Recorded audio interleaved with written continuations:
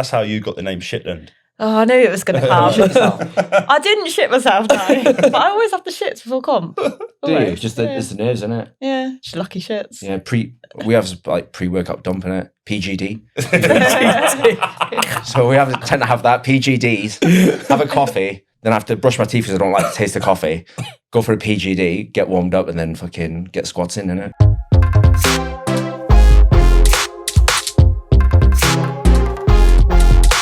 Hello and welcome back to the Team Live to Live podcast. We have a special guest today. We have Wylie Sung. Hello. Here he is. And we've also got Ravi. Hello. And Shah. Hi. It's probably this will be released probably Christmas Eve, right? Yeah, so Merry Christmas, everyone. Merry Christmas. Yeah, Merry Christmas. I hope Santa brings you lots of gifts. But we've got Wylie here today, and we want to talk to Wylie about powerlifting and his experience in powerlifting. If you could maybe just give us an introduction and a little bit about yourself. No need to put you on the spot. But. So I started powerlifting in 2015 at the back of my first and only bodybuilding show in 2014 with the UK BFF. The goal was to basically have an off season, pack on some size, and then what happened was got roped into doing a deadlift only competition, which was Tattooed and Strong, with the GPC, and did that. Fucking loved it. Never returned. I've always compound lifted like in my training, so deadlift, bench, and squatting. So it was only right that eventually I just deviated and went towards that. I knew I wasn't going to do exactly that well in bodybuilding anyway, and it was just a lot more fun. I met a lot of people, loved the feds, so I just did that. I think I did about six or maybe more comps in 1 year. That's how I fucking blew my back out after Someone that. else has done that as well, hasn't she? That's how you know what to do. Very expensive. But yeah, so after doing that, pretty much stayed. So 2015 did that. Lift alongside my best mate Nat. We've been doing that since 2015, but he's deviating towards like MMA now, so same with his coaching and stuff. But Don't fuck with him then. Yeah. Yeah. Don't fuck with Nat. Nah. Yeah. So, the first time I think I ever saw you lift in person was the British Championships, like BPU British Championships last year, and you were going head to head with Reece Meakin. Right. Yeah. And we were just like, I remember at the time we were just like, wow. Like there was like a lot of people. We were just like, oh fucking hell, this is a great battle, and you obviously came out on top. Yeah, I didn't it was weird because I didn't expect that. Like I knew who I was up against. I was up against Harry Cartwright, who's got one pec and benches like 200 plus. Yeah, that's I was watching like he'll post this video. So I was like, who the fuck's that guy? Like, good looking, full of tattoos. He's got one pec and he's strong as fuck. So I was keeping eyes on him.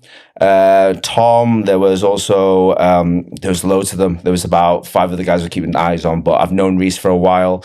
I knew that he was probably going to win it. I've always entered comps of like not that confident. I'm going there for me, hit some PBs, have some fun, blah blah blah. But then when I got the same squat as him, or I thought I was quite close, that was when I was like, shit, I could potentially win this. And my mindset completely flipped. And like even Alex and Nat was like, I've never seen you like this before. And then I just did what I did. I think that's probably my best performance today. Took a lot from that. What was that? What was the total? 880. 880? Yeah, 880. Because we did have a look at the open powerlifting before we came, wasn't it? And it was 5 something dots. 5. What did we say? What do we think it was? It was like. Do you want me to get it up? You'll get it up. We'll get it up. We'll get it up. But because it's 580 wrapped and 880 in wraps and 870 sleeves. Yeah, but that was classed as 110 kilos because like I was like cutting weight at Spartan and I got to about 100.7. I was like, I can't be fucking. So we just went up anyway. Do you not get your kit off? We did. We took everything off. I was like, standing there. I was like, no, it's just not going to happen. 543.31 dots in wraps. Cool. And 533.89 in sleeves. That's mad. That's crazy. Or raw, yeah. Crazy strong. Do you know what I mean? I know it's like, it must be difficult because you must look at other people. Like no one ever looks at the people behind them. but you must be looking at the people ahead of you, thinking like, I do. Like, I always look at the guys above and even guys out of my weight class because I think it's just fucking so inspiring. It's like, it's nuts.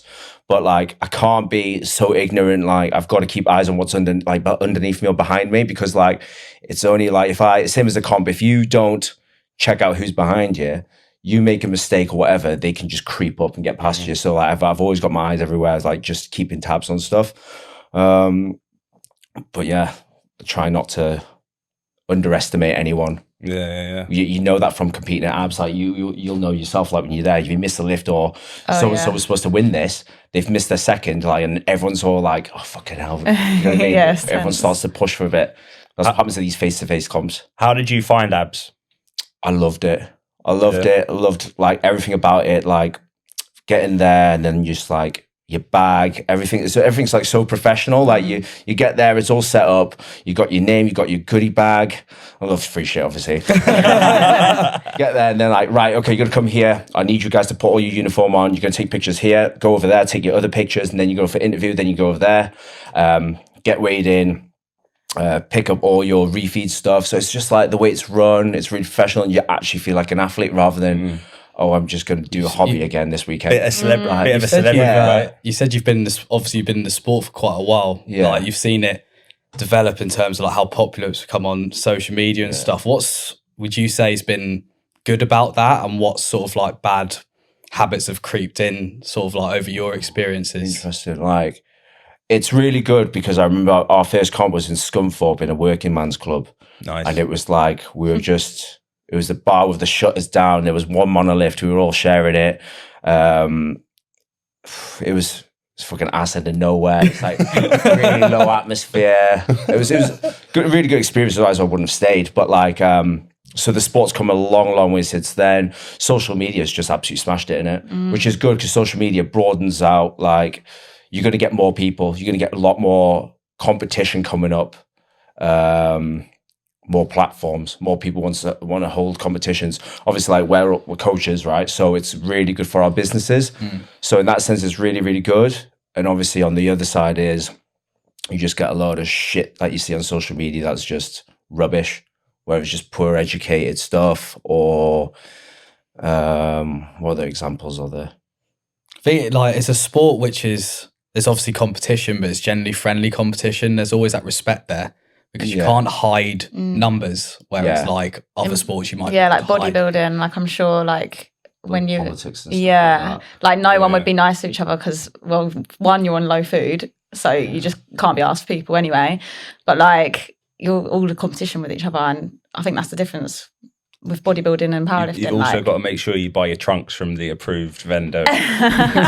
Mine were approved. I've still got them now. Cadbury's purple coloured sparkly nut huggers. They're called posing suits, aren't they? If anybody wants to see Wylie in these posing shorts, just leave a like and put something in the comments, and we'll get back to you on this one. It will be like a fucking tooth floss, honestly. Because back then I was when I was on stage, I was like 78 kilos. Yeah, wow. So like, what are you now? I'm fucking, well, today I was like 95 post pizza. Nice. 2 pizzas. Nice. Alex don't know, but you know what I mean. Yeah. But yeah. I'm still telling light though when I started, so I'm not too bothered. But Yeah. So was it, did you play any sports when you were younger? I did basketball believe it or not, I did basketball for the high school. I was a bit more like the Tasmanian devil. Like, obviously I was never going to get near the net, but I was pretty quick with the ball. I could just sprint it up the track and pass it on to the taller people. Did that in high school. Obviously did karate at a really young age because my uncle was like, you're just causing too much havoc of the fucking family, like of the country ferry. You're a piece of shit, so we need to send you away to do something. Like, so we did karate, got bored of that. That was when I was really young. Basketball at high school. I skateboarded for like 7 years. So when the transition of like, I don't know, we were all like, me and a couple of mates were like, we're going to high school next year. It's like, you're either a chav or you're an emo or you're hippie. They called you a hippie back then. It was like, I don't know what I mean. I'm friends with a lot of chavs, but also like skateboarding. How old are you? Back then. How old are you now? 36. So that skateboarding, I'm 33, right? although I look like a scrotum. But back then, skateboarding with like Tony Hawk's and the PlayStation. Oh yeah, it was huge. Everyone had the DCs. Everyone had like that chain that kind of went down. It was like huge. Do you know what I mean? It was so popular back then. Everyone listening to Offspring and like cool enough for that, were we? Yeah. I think I tried to like flip a skateboard once. Yeah.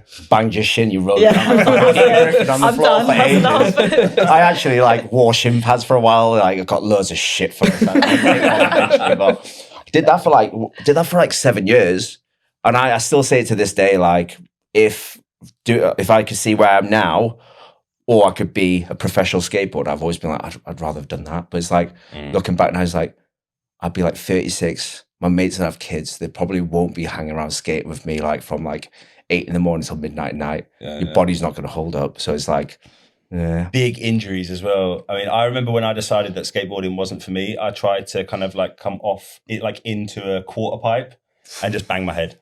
I can't picture you on a skateboard. I'm sorry, I can't. Shit like that, you got to commit though. You can't just half like put your weight, half commit. You got to put all your weight in, because otherwise you're just gonna slip. Your front wheels go up, and then you just fucking fall back and knock your head. You know what I mean? That explains a lot. Him banging his head. Why are so big? No, and I think I tried BMXing after that, right? And then, you know, because that was quite popular as well. Coming out. Right? I went up a jump, give it the full everything, and I'm in the middle of the air thinking, how the fuck am I going to land this? And then just wiped out on the floor, and I thought that wasn't for me either. Broke my leg rollerblading. So all of that kind of like those sports. Maybe stay away from wheels. Yeah. It's not for you. So, so you mentioned that you were coaching as well. You got to give a shout out to your coaching page, obviously, for anybody who's watching this who doesn't know you. Oh, yeah, my coaching page. Just find me on Insta. It's just Wylie and Wylie Sung 28. Just hit me up with a message there. I don't really have a page. Yeah. I'm not that techie. I'm the least techie Asian guy you'll know.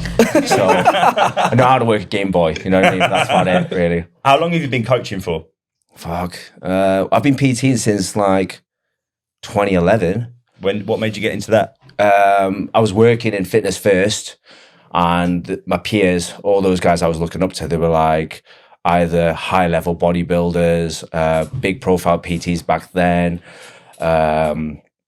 coaches and things like that. And they were just like, why don't you like just get some clients and do PT? I think you'll do really well. I was like, do you think so? Like at that point I was already like teaching classes and just being the gym Joey, tidying weights and cleaning toilets and things like that, and watching reception. So I got into that. It was really hard to build a PT business though. It took me about 4 or 5 years before I just went, my girlfriend at the time was like, you can do this, leave your other part-time jobs and just commit full-time. So, because at one point, like that gym I was with, they got bought out by True Gym, cunts. And they fucking dropped my hours from 21 to 4. And then I panicked and I had to go fucking, at this point I was like, do I go back to Newcastle because I can't financially support myself, or do I stay? I needed to stay here. So I ended up working in Nandos for a bit. That was a fucking experience. They hold the best parties and they really look after their staff. The food's decent, obviously, but it's like, it was the most stressful thing I've ever done. Like if you're on the grill and you got to fucking count chickens, and you're thinking like, right, you got a whole chicken, you got like 10 whole chickens there, 50 wings here, you got like 100 in the back, or what's cooking at the minute. You're like, oh, it's all right, this 10 chickens, whatever, that's right. Next thing you know, you got like ring roulette, and there's like, that's 10 wings, and you've got like 5 people order that, and then you think, right, shit, I can't remember how many I've got now.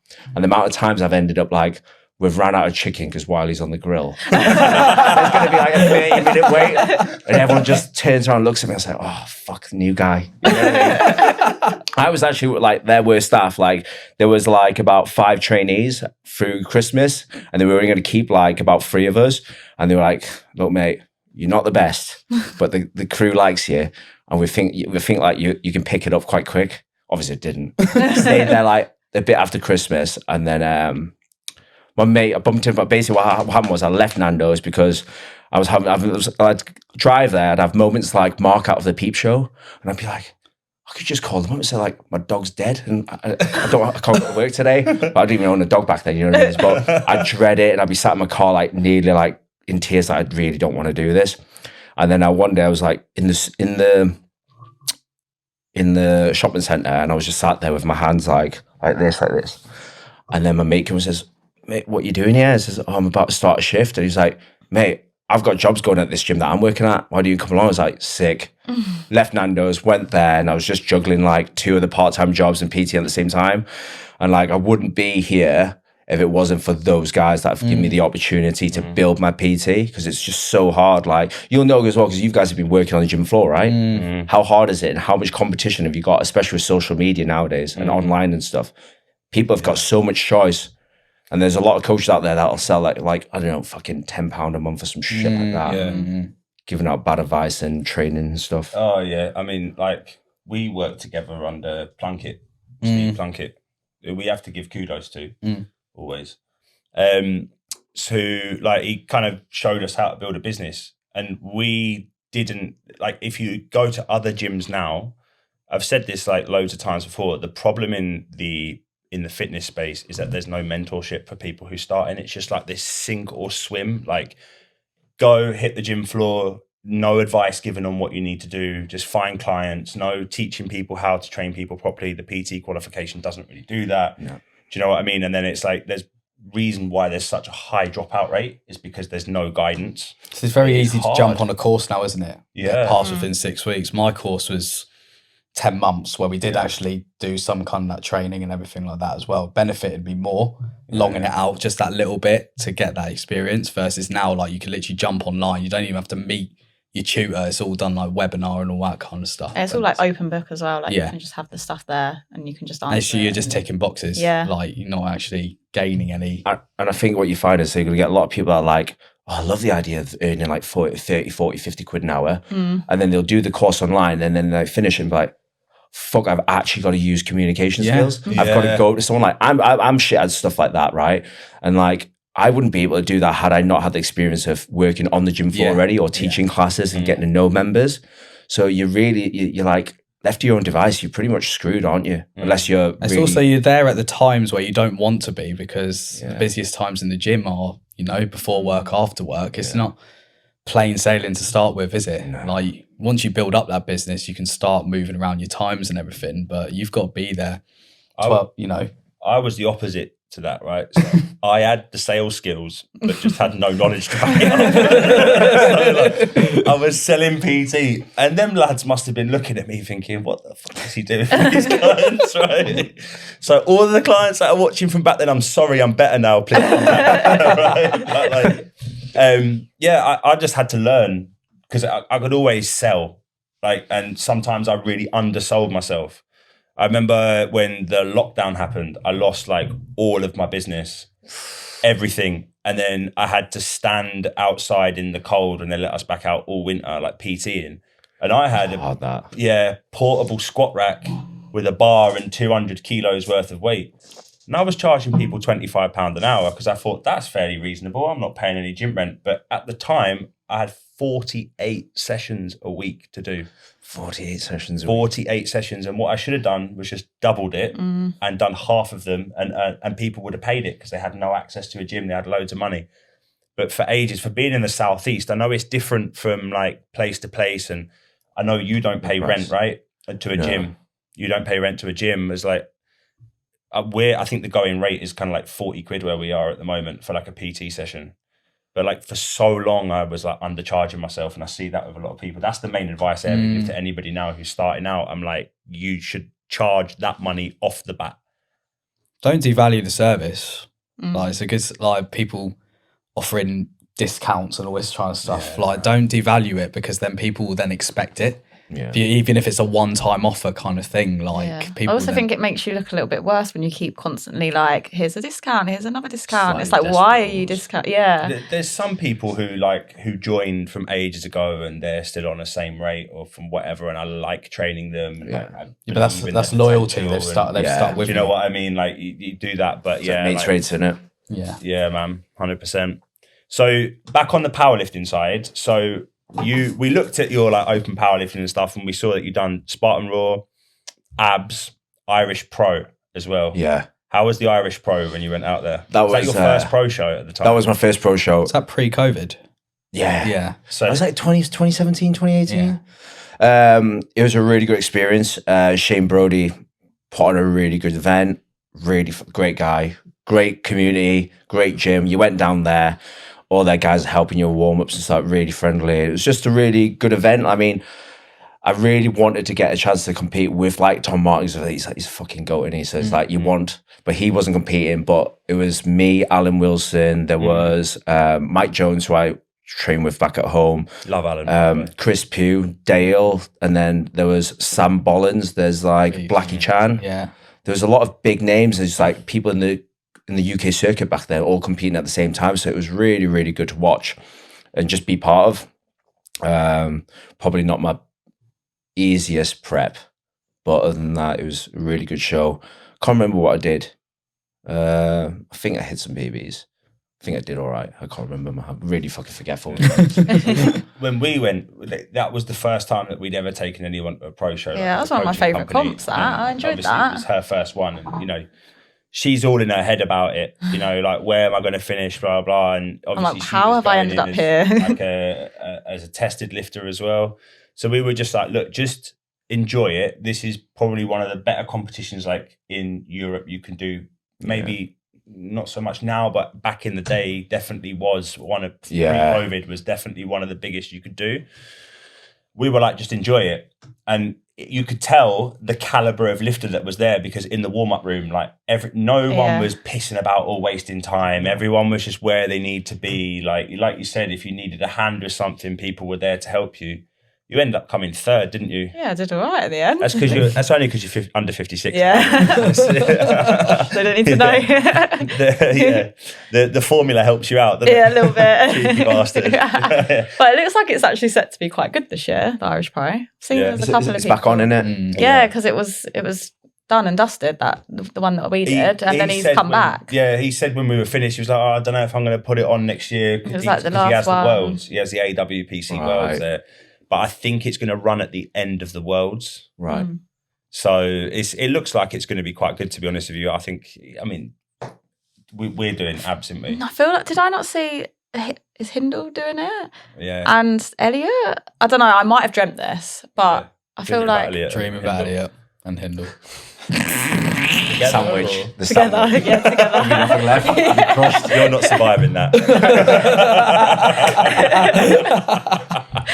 Yeah, man. We were talking in the car as well, and we were saying about how we always mention this, but like we've had some like serious gaffes when we've been coaching, and seeing if there's anything that you can like think about like that now you can laugh about, but at the time. I'll give you an example. There's one time, you know what girls are like when you handle them and they're always disappearing to go to the toilet 24/7, right? They have the nervous wee, right? Yeah. And you're like, look, can you not sit still for 5 minutes? Lily and Tashana World Championship, right? Just before the first squat, both disappeared to the toilet. We can see on their Instagram they're taking selfies in the mirror, right? When we get back, right? Yeah. Anyway, you go, Tashana, your bar's loaded. We're like, where's Tashana? Where's she gone? She missed her first squat. At the World Championship. I've wrapped Lily within like 20 seconds, pushed her out to the bar. She's fucking around under the bar. We're like, Lily, lift the fucking bar up. We're about to time out. Have you got any moments like that? I've had times where like, where they've gone and made the weight, and I told them, this is how you rehydrate. Do this step by step, get your fluids in first, and then just like get what you eat, but eat normally as much as you can. And then on the evening, have something to look forward to. Have an off meal, have a pizza, whatever it is, right? And then one of them just decided to fuck it all off and go to McDonald's, and they didn't eat for the rest of the fucking time. Like, the next day, like you tell, like she smashed it. She did really well. But you could tell she was starting to slightly flag. I was like, "Have you eaten much?" She's like, apparently no. She just had McDonald's yesterday, and that was it. Just fill up on that, and they just didn't need to eat for the rest of the time. You had any for yourself lifting? Any like this one? Me and Nat fucking laugh about this all the time, right? So it was our first British in 2015 at Andover. With the BPU, ABPU. And we got weighed in, and then went to Lidl, Aldi, whatever, and we found these fucking cereal bags that's full of like seeds, like these multi-grain, super fucking, like superfood, all this shit. Looked at the back, it's 2,000 calories in this. We'll neck this. We'll pour this into a shaker, neck a pint of milk. So there'll be like 3,000 calories at a time. me and Nat and one of our mates came with us, Michael Chipper. He went, I'm going to do it with you guys. I'll fucking bulk up with you guys as well, just to fucking be part of it. Right, cool. So we'll do this. Pour it in. Hour later, and we're like, Michael's gone off. He had the shits. I'm like, you've been quite often, mate. Are you all right? Then I had it. And it's like, I am lactose intolerant as well. Like. So it's gotten worse of age. But, and then Nat went, and we're like, fucking hell, what's happened here? And then we looked at the bag. It's like, obviously, it's super fibrous. And like that whole bag is probably what you'd have in like, 8 sittings, where we just neck like, we had like 2 free bags each with milk. Thinking we get all our calories in, we just all had the shits. I'm honestly surprised that fucking Nat didn't shit himself on the squat ball myself. Because the next day we were both like, I feel really shit. I've not eaten anything because everything we have been passing out. Especially with bracing as well, man. That gets me every time. Back then it wasn't. It was just, I think we were just like that. You just like monk, like you lifted like a monk. You ever watch back like your old videos and go, that set was fucking horrendous. Like, there's no brace there. Fucking knees are everywhere. Yeah, but that was probably the worst one that we've had. Rookie error, that. Horrendous. Yeah. I mean, that's how you got the name Shitland. Oh, I knew it was going to come. I didn't shit myself, no. But I always have the shits before comp. Do you? It's just it's the nerves, isn't it? Yeah, just lucky shits. Yeah, we have like pre-workout dump in it. PGD. So we tend to have that, PGDs, have a coffee, then I have to brush my teeth because I don't like the taste of coffee. Go for a PGD, get warmed up, and then fucking get squats in, innit? Listen, you can total 880 with it. Yeah, like, who's to argue? Do what you want, mate. To be fair though, like the worst time was I had 290 on my back, and this was prep for when it was a body power. Do you know when they had like 2 platforms? Carnage. That was sick though. It's good. It's sick carnage, isn't it? That was we were prepping for that. What do you have over the weekend? What, each day you had about like 300 odd lifters? It was still a lot less than now. Did you get a pass for the whole weekend as well back then? Or for body power? I can't remember. I think we still had to pay for it. Yeah. But body power was great. Yeah. We also saw Purple-Aki there.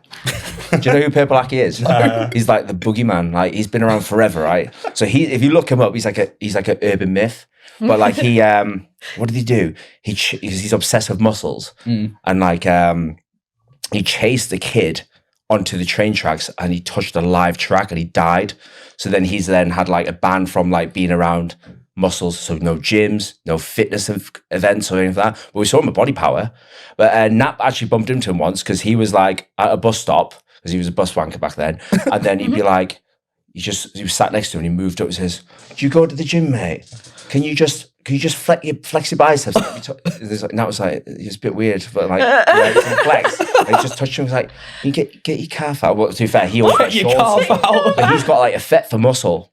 I think I do know who this guy Purple-Aki. He always carries a carrier bag in like a blue like anorak Berghaus with a blue cap. Maybe, yeah, I think so. Yeah. He's a bit of a big dude. He's not. You can't just tell him to fuck off because he'll probably fucking eat you up. You know what I mean? But about body power, that prep, it was I did 290 for 2 sets of 2.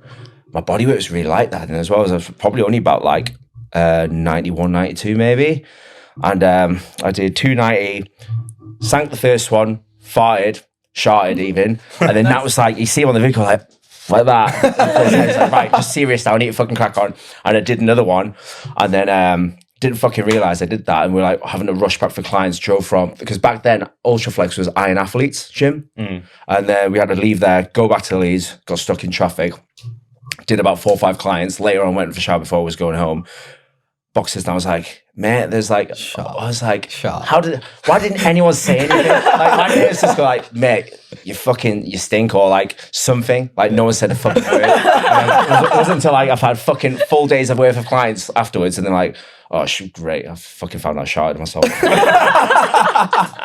Brilliant. But 290 for 2x2, I'm quite proud of that. I don't think I'd even do that now. You know what I mean? Sprung you back up. Yeah. So, yeah.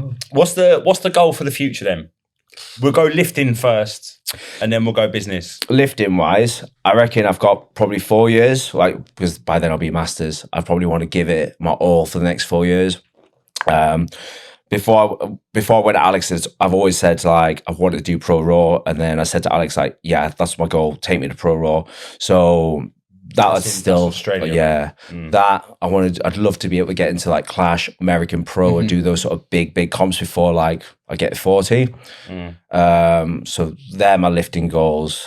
In terms of, And then we got, like we're saying, like Adam with the WRPF in the UK. Yeah, so that's really interesting. So that's going to obviously open And the up, IPL. Yeah, and the IPL with Dale. Yeah. So they're both going to open up those opportunities to go to the American Pro, right? Or at least make it a bit easier. Yeah, American Pro is WRPF. Yeah. I know that there's people who were selected to go to it who weren't part of the WRPF here in the UK, I believe. I think Sophie took someone, didn't she? Yes. Yeah. I can't remember. She's got a really fucking strong bench. Yeah. Tattoos on her face. Yeah, Kat. Yeah. Oh yeah. So that's definitely. I mean, I spoke to Adam, and he said that he's looking more at the Americas side of things rather than the Russia side of things in WRPF. So that's going to make it a little bit easier. And then obviously Dale with the IPL get to go to the Olympia. I really want that medal. It looks really sick. If you ever go to like his comps and stuff, you see his medal just placed there, and it's like the Olympia medal is fucking sick, isn't it? Yeah, man. That would be. I mean, think that like in the fitness space anyway, like the Olympia is meant to be like our version of Mecca. Yeah, you know what I mean? Where we go for a pilgrimage, or whatever, for whatever sport you're in. But like that would be amazing. I think just to go out. It's in Las Vegas, right? Yeah. So that would get messy as well afterwards. Yeah. That would get really messy. Yeah. That would be fun. We'll push you to do it. There you go. I have no choice in this. No. I get forced against my will still. Now, we had this conversation though, didn't we? We were talking about it. We were saying about how like she'd won all that there was to win. In her first year, she came second at the Brits and she came second at the Worlds. And then this year she won everything. And we were like, as much as we love the ABPU, there's too much talent to just stay there. Yeah. She has to test herself in other realms. So when we moved to when we did the Pro-Am in Glasgow, we took her there. We were just amazed, like you said earlier, like you felt like a celebrity. Yeah. You were pretty awkward on the mic though when they asked you questions. Did you hate that bit? They didn't ask me much, so I wasn't too bad with it. Yeah. Oh god, that was worse than doing the competition. I was more nervous for that. Hated that. Do you try not to get involved with all the stuff that goes on social media and everything like that, or do you just calling people out, calling them a cunt and stuff like that? Yeah. Nah. Didn't you all change your name on Instagram? Oh, we all changed it because why did we do it? It was Ghercules, and he was like, he messaged me like, you need to change your name to Do. So I've kept mine Wylie Do Sung. And Chris is still called like Chris Depew. Yeah. So then like WRPF invited him to guitar saying Chris Depew. So like it's stuck. And none of us has changed. I don't know why, but I think it's Nicholas Dupree is now just Nicholas Pree. He's had it taken away. So right? unless he wins it back, we have to give it back. Right. Almost like the Thanos of the Stones. Joe. Do you know what I mean? I quite like Joe. I think he's quite funny. I know some hilarious, people like they don't take it very well. And his cat. Yeah. His cat's fucking well cute. But if one of you ever made it on there, I'd be like, take it well, like just take it, because he's definitely the sort of person that if you don't take it very well, he smells blood. Yeah. More.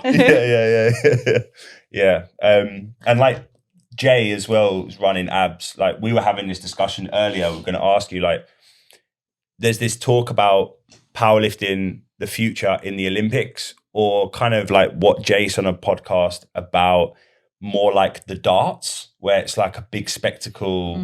I imagine where there's a few beers going down and a few stuff. lines, a few yeah, exactly. What do you think? Do you think powerlifting is going to be in the Olympics, or would you prefer to see that kind of model? Well, the dart show where there's just like a lot of hype. Yeah, I'd rather do that. I don't want to be sat there watching, because powerlifting's pretty boring to watch, right? It's not like pulling a big fucking jet or a car. No one's getting knocked out. There's no blood, is there? In reality, it is a metal bar with metal. Yeah. Yeah. Everyone's doing the same. Yeah. So it's like, to have that in a fucking silent room is just going to be bullshit. It's just boring, isn't it? Yeah. So I'd rather see it go down the other route. Yeah. Do you have any lifters in British powerlifting? No. And I have coached people before that were looking to deviate there, but I was like, if that's what you want to do, you're better off with someone else, because I won't be going there because I don't want the awkwardness of going to that comp and then knowing that I am who I am and I take stuff and that if people are going to judge me or things like that. I know you shouldn't like be bothered about what people think, but you still have a bit of that sometimes. So I wouldn't want to go there and be really awkward. And that for me to then take them to a certain point and then go get them really good or whatever, then they have to just go off with someone else. I'd rather just go with someone else straight away. Yeah, because it's awkward, isn't it, with that rule? It is. Yeah, I mean, the first BP comp that I ever went to, I'd only been to like BPU and GPC and didn't realise that we like couldn't scream and like backslap. So like I'm just there like lowering the tone, just like screaming for my lifter, like whacking her before she goes out to bench. Do you know what I mean? Like, that was her lift, and they're all just looking at me like, "What's going on?" You know, like in their suits and everything else. You get red lighted? No, they didn't get red lighted, luckily, but I know that they would red light her for something I've done. Yeah. They would do, right?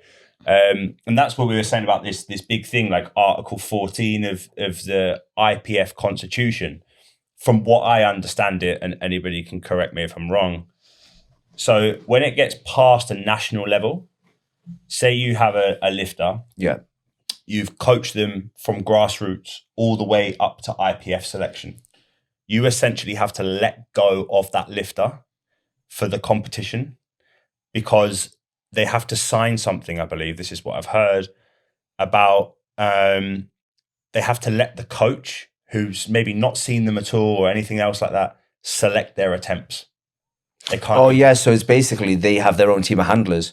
Yeah. And they're like, even if you've not been hitting this certain number in training, you got to open up on that. Like, how does that work? I don't know too much about that side of things, but I do feel like it's a bit weird that you've got to just let it go and just have them guys who've never trained them, don't watch their videos, don't know who they are, and then to take. But they don't know how they lift. Yeah. Like they could just be a naturally, or mentally they're different. They're naturally a slow squatter. Like they're not gonna, and then that dictates the next attempt. Maybe how you would G them up. Yeah, like maybe they don't need it. Well, maybe maybe they're like. Well, like you just like to sort of switch off and like have headphones on, where some people need in the face, like crap round the head, all that kind of stuff. To violate me. I needed violence always. Like, do you know what I mean? I just needed. It's quite hard to reach. Do you know what I mean? It's enjoyable. You make my back bleed even better. Like, because I'm too like calm. Otherwise, I needed to be whacked. So now I just whack everybody else. Like it's nice. There is more to powerlifting coaching than just hitting people. Now. I promise. But like, yeah. And what about business plans? What are you thinking in the future? Are you like, do you see yourself in this long term all the way, or is there anything else? I don't think there is anything else. I think like I will probably be doing this or coaching for a while anyway. Like me and Nat have always wanted to do our own thing and get ourselves a place, but we're sort of looking and stuff. But if nothing comes up, I'm pretty easy because my situation where I'm at the minute is really, really good. Like, you know, we work out of the shed, the roof's going to cave in soon, so we do sort of need like, hey, you know, we're like five of us built in lockdown, so it's like none of us are fucking joiners. Well, his brother's a joiner and he helped out a little bits and bobs, but the rest of us were just like people that lifted weights, so we just at least you can move everything around and stuff, couldn't you? That's quite a big shed though. 5x6. That's big. It's still within the rules of the fucking council though, so although like some cunts will have like actually I had someone try to grass me up, I think. So then probably in lockdown, right? Oh, we had 25 visits. That's 25 visits. That's not even the ones that they attempted or the things that have been logged. They'd just be like coming around and say like, right, you guys are fucking around. I said, no, we're not, mate. We do this for a living. We have to get on social media. We go like, we've done it since 2011, whatever. We're actually PTs. And some of them that actually do train come in like, fucking, you got all this rogue kit. We got this and that. It's like, you're not fucking around having beers with mates. No, we're not, mate. We're actually trying to make a living. Well, yeah, people were ruthless in lockdown. Oh, yeah. Yeah. We may or may have not gone to Turkey. Not for a hair transplant, as you can see by the shit state of my hair. But we had gone to Turkey in 2 days before we came back. They were like, "Oh, Turkey's gone on the red list." So we tried to get back. They said, "Try to get back." Obviously, because they bumped the flight straight up to like 700 quid, then try to cash in to get the early flight back. We were like, "Nah, do you know what? We'll just do the 2 weeks in quarantine when we get back." So we did 2 weeks in quarantine, and it was killing us. Like I'd already come back from an all-inclusive like a fat bastard, yeah. So I was just sitting down the whole time in this one-bedroom flat with Soph, getting fatter and fatter and fatter. And I was like, should we go? And she's like, can't you control yourself? And I'm like, no, I can't control myself. I'm just sad. chocolate. Because I'm sad. I'm sad because I'm eating. We started going up. So we were like, right, yeah, surely we can go out for an hour's walk. And then somebody messaged me on Instagram, no, you can't do that. That's illegal. You got to stay inside your house. I was like, right, okay, we'll stay inside the house. The last like 4 or 5 days, we're like, oh, should we go to the gym? And I just started at Rise, right? Just about to start as a PT there. We go to another gym in another town. Someone spotted me, recognised me from social media, reported me to the manager. I've seen your PT in this gym, and he's meant to be self-isolating because he's been to Turkey, and Turkey was put on the red list 2 days beforehand. And then I had to wait another 2 weeks on top of that so I could go back to work. Did you ever find out who that cunt was? No. If you find out who it is, just I know. you fucking go on that website where you can send us a box of surprise shit. Oh, yeah. Shit that you want. It can be horse or whatever. Just fucking send it to him. I know. Dick.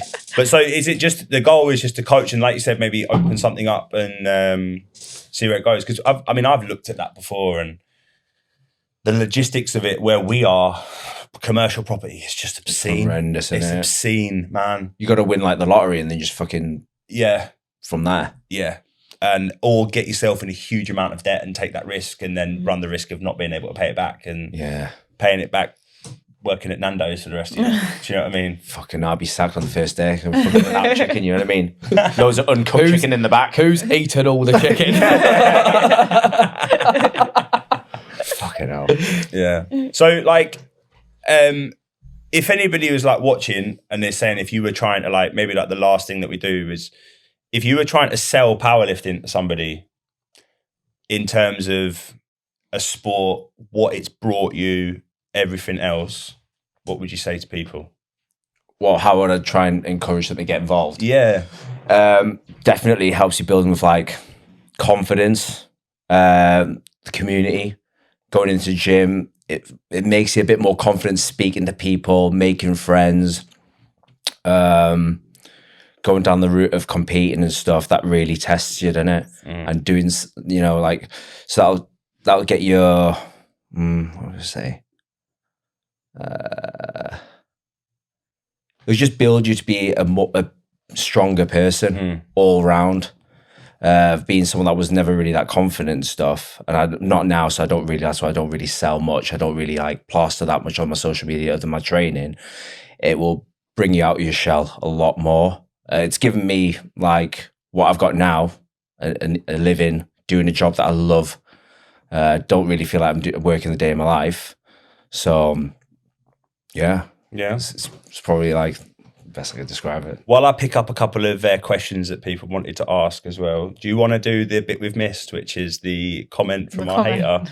That's so random now. Explain a bit of context. I know that's like, we should have done that right at the start. But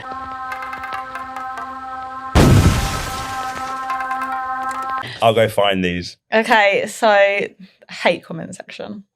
We're going to use me as the sacrificial lamb.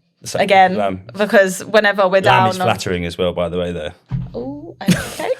Whenever we're down on what's the word? Down on what? Down in the dumps. Down in the dumps. No, not down in the dumps. Like whenever we're down on. Whenever we're down and on engagement, right? Engagement. Basically, we post Shah's exorcism bench. Because we know that it will just basically get loads of hate and drive the comments up. So It's got to be Gym Bros that's doing it, though, right? 100%. It's always Gym Bros. We've got this one person that hates us on YouTube. He's always there in the comment section. Is he an incel? Come around with a gun one day and shoot you up. Probably. God. There was that guy that did that, though, wasn't it? The guy, he like got his license taken off him for the gun, but he managed to get his gun back. And he went around on a shooting spree. And yeah. There's Incel. Oh no, guys! Yeah, that's gonna happen to you. He's coming for you, man. He's gonna find me in the gym, and I'm whilst you're doing the bench. A bit like the pea situation that landed on my head. Won't go into Oh, please. Right, go on. Okay, so we had my British record bench got posted from the single lift. How much was it? I think it was 77.5. Cool. What was the range of motion? -2 centimeters. Yeah. That's a centimeter, isn't it? Yeah. So people are obviously like beefing in the comment section. This video got loads of comments, but the ones that stuck out was that I'm just a disgrace to Great Britain. So we've got people saying, "Stop saying British, it's embarrassing." Wow. Yeah. And then, "I'm ashamed to be British." Nice. Yeah. Yeah, you and me both, mate. All the They're all dudes though, aren't they? Yeah, it is always all the time. It's never girls. It's never girls. No. Like, I think like women just let that sort of shit go past. And like I think men who actually do You're lift well, inferior. Yeah. And feel like fucking hell. yeah. But Feel threatened and stuff. they They feel like they they're have to let you know that they can do it as well. Like, I could yeah. rep that out. Got that. But he doesn't because he's just Yeah. sat at home being a chronic masturbator. yeah, basically. Plays Call of Duty and fucking eats loads of fucking pot noodle cups Yeah. all over his room, smelling of fucking cat piss. Nice. Well, that's what it'll be though, isn't it? But on that same video, someone had to just check if I was male or female. Yeah. You Yeah. do have a massive lady bone. I do, on your yeah. bench, so Do pride myself in that. yeah. Like a little shiitake mushroom, pressing through the singlet. You won't miss it now. You'll be looking out for That'd be it. like me and my red Inza in the fucking next comp. They're not flattering, are they? No, singlets? but I do like the colour of the red, the old school, the Inza singlets. Oh, Red yeah, one. yeah, I do like Oh, that. yeah, I because like I might that have to one. just not wear that to bench. You know what I mean? Because otherwise they'll look like three Maltesers on a Sunday, melted stuck together. Fucking hell. Right. We had a couple of questions that we thought like the more sensible ones that we can like round it off with. So we had, what's your off-season training recommendation? Get fitter, clean everything up, eat better, start tracking, doing a lot more conditioning, getting outside the gym a bit more, like do more like longer walks, do some backpack long walks and things like Rocking, that. yeah. Get Rocking, outside the gym yeah. a bit more because you've got so much more flexibility in your off season. Why wouldn't you want to just do some other sports? Whether it's, if I could swim, I'd love to, but I can't swim for shit. But I'd love to. Why I'd love to can't do you that. swim? I can't swim. That's why it's on, Get us down at fucking picking cockles, mate. We'll all fucking die. You know what I mean? None of us can swim. But like, if I could swim, that's what I'd do. Do you have your 50 metre badge? I was that, right. So when I came over here, right, I didn't speak a fucking word of English. And then on to top things off, I couldn't swim. So I was with like 3 other people where I was like, all my mates were at the other end and I had verrucas. So I had to wear fucking, it was like plastic socks. No, I never got one badge. I always got like a 100% attendance record though. Yeah. Get a little certificate and then I get bullied for that. At least you achieved something. But yeah, exactly. Okay. Trier. But Yeah, God loves yeah, to try. fucking can't swim, but And then the other one, I mean, is rest time after a period of competitions. what do you mean? Like in terms of how frequently to compete or like Yeah, how like- long off? I guess we'll go with both. Like, I like give my lot a week off. Oh, as in Immediately after. Right, Yeah. immediately after. If you want a week off, take a week off. You've earned it. My thing would be to just get moving because what you're going to find is you're going to get like post-comp blues. You could hit your PBs and still feel like really empty, like, what is the meaning of life? Why am I doing this? Nobody loves me. It doesn't go that deep, but like, you'll be like, you need to have something to look forward to, whether it's like book yourself like a trip away or, you know, just staying busy doing something because you are going to feel really down in the dumps afterwards. But I tend to stay moving. I like to spot and load the day after. I don't mind doing that. Right. I find that because you're not just moving in single planes of movement, like you're twisting, turning, grabbing plates and stuff. I found that like when I did that after the Brits, You don't feel like you've been hit by a bus. it Yeah. wasn't that bad because I was getting the blood flow in. Yeah. I was still eating, staying hydrated. But Just yeah, implementing that conditioning stuff, really. What Maybe, about- yeah. What about your reps and sets? Like, and you know, like obviously you have that specificity, like leading up to comp, right? You've got like you're just squatting with a bar, for example. what's the way you go? Would it, you might leave the squat, bench and deadlift out for like 4 weeks, 8 weeks and do something else? How does he plan it? So Alex, my coach, he would still keep the main movements in, but it might be like double pause, variations. Overhead presses come back in a lot more, so it doesn't tweak my pec as much. And then, but maybe like get on the SSB and stuff. Because for me, like getting under the bar and cranking myself under, it gave me a few issues with like my shoulder, my lat and stuff. So after abs, it was a case of just moving, switching around the bars. Like when you're in like your off season, you should just always just play about with other stuff. Like you'll find the reason why you love lifting in the first place. Like if you're just doing squat, bench and deadlift all year round, all day, every day, it's like, it's just boring, isn't it? You're going to get injured as well, aren't you? Yeah. Just those same planes of movement. Yeah. Loads, just a lot more volume, loads more bodybuilding, like dumbbell pressing, things like that in your off season. Build a better frame, build a better engine on you. Yeah. That's, I think like as well, I think that so many people, I think it is that kind of like that, maybe the IPF mentality that has spoiled that. But like I think people have lost sight of the fact that like hypertrophy work does build strength. And like you taking a set of dumbbells for a set of 10, 12, 15, whatever, is going to have carryover. And you need to do that work. That work is really, really, really important. We do put a lot of emphasis, especially like, I think maybe where you are right now, like if you were to stay in the 56 kilo class, you have enough muscle. Do you know what I mean? But like a lot of people, if you look at some of the top athletes, the difference between them and a lot of other people is that they just have more muscle than you. Like they obviously got strength as well, but people need to spend a lot more time trying to build tissue, and people do lose sight of that. And that's where you see so many people get injured. I think they're trying to jump ahead because you're obviously just seeing that, thinking, all right, they're doing that, but they're it's not. Also social media though, because that's all they post. They're missing. Nobody posts like their boring accessory work. They're missing out the other 10 years of training that person has done to then be able to get to that level. Yeah, like I've bodybuilded for a long time. I was in the gym for a while before I even started powerlifting. But nobody sees that. Everyone just sees that. Oh, he's deadlifting again today. Oh, he's squatting today. He's benching today. Yeah, but that's because I only post what I think people are going to look at. So then people jump on the bandwagon thinking, well, if he's just doing that, I'm just going to do that. But I think maybe with the IPF guys, maybe it's because of the fact that they get so many new and younger lifters that they might have to just implement that. So they just drill. A bit like, say, if you were scouting for athletes in like, let's say Team China was scouting for some athletes and stuff, they'll probably just give them the real lightweight weightlifting and just drill the same movement over and over again, don't they? Guess there's a bit of that. Yeah, man. I think like it's definitely now. I mean, the way that we like to program with people, and when we kind of have like our target market more aimed at like first timers, we would take other people in, but we want to take people in and like mold them. Yeah. And one of the things that we do is like for the first like 16 weeks, just bodybuilding, but with SBD. Yeah. Just do you know what I mean? It's keeping the skill there, isn't it? Yeah. Like practicing the skill. Start them at 60% with all of it. Reps.